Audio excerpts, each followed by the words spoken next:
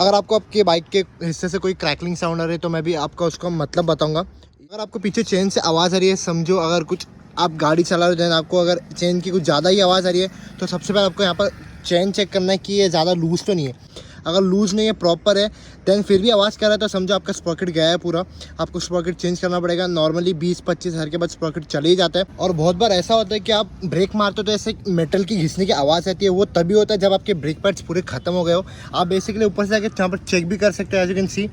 सो ये पैड्स होते हैं, अगर ये ख़त्म हो जाते हैं मतलब पूरे ही मतलब फिनिश हो जाते हैं तो बाइक में ब्रेक मारने का घिसने की, एक मेटल घिसने की आवाज़ आती है। इस तरीके की आवाज़ आती है। लाइक आप जब गाड़ी चला के आते हो, जब गाड़ी ठंडी होती है तो आपको एक इंजन से टक टक टक ऐसी आवाज़ आती है। वो इसलिए होता है बिकॉज आपके टेम्पर्ड के जो नट्स रहते हैं वो ढीले हो जाते हैं या फिर उनको रिप्लेस करने का टाइम आ जाता है। सो आप ऐसे टाइम पे आप गाड़ी को एजेंसी में लेके जाओ एंड उनको कहो कि हमारे टेम्पर्ड के नट या तो टाइट कर दो या तो रिप्लेस कर दो।